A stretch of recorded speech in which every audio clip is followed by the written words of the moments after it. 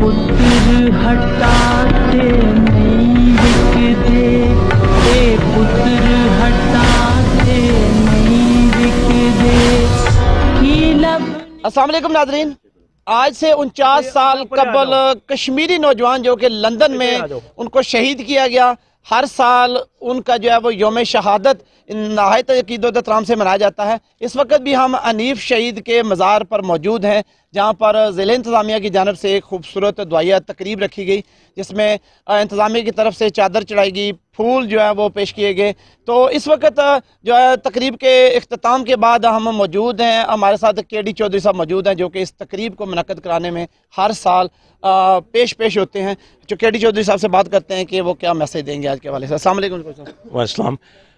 गुजारिश ये है कि 20 फरवरी 1973 के शोहदाए लंदन हनीफ शहीद, बशारत शहीद और उनके तीसरे साथी गाजी दिलावर ने आज से 49 साल पहले बरतानिया में जो कुर्बानी दी, भारतीय कैद में मसल्ह फ़ौज पाकिस्तान की रिहाई के लिए, उन 93,000 फौजियों की रिहाई के लिए वो अपनी जानों पर खेल के सरों पे कफन बांधकर वो भारतीय हाई कमीशन दाखिल हुए, नमाइशी खिलौना नुमा पिस्तौलों के साथ वहाँ नारा हक बुलंद किया कि पाकिस्तानी फौजी रिहा करो, मकबूजा कश्मीर से जाबराना गासबाना तसल्लुत ख़त्म करो।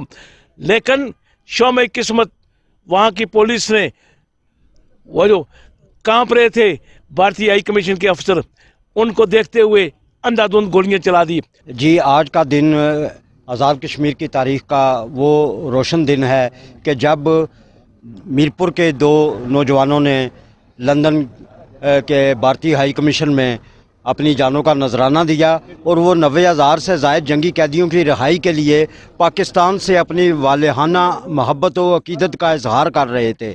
इसी तरह मीरपुर ज़िला के मुतासरीन मंगला डैम ने पाकिस्तान को रोशन बनाने के लिए और उसके रोशन मुस्तकबिल के लिए कुर्बानी दी, जो कि आज़ाद कश्मीर के नौजवानों के लिए एक काबिल तकलीद मिसाल है। इस मौका पर मैं दुनिया भर में बसने वाले तमाम कश्मीरियों को सलाम अकीदत भी पेश करता हूँ, और ये भी गुजारिश करूँगा, जिस तरह पहले अहबाब ने भी ज़िक्र किया कि इन कुर्बानियों को हनीफ शहीद और बशारत शहीद की कुर्बानी को बाकायदा सिलेबस का हिस्सा बनाना चाहिए। तो मैं इस मौका पर ये कहूँगा कि हमें इनके नक्शे पा पर चलने की अल्लाह ताला तौफीक अता फरमाए, और इस किस्म की जो पाकिस्तान के साथ इनकी जिस तरह की लाजवाल मोहब्बत थी, ऐसी ही हमारे हर कश्मीरी के दिल में पैदा कर।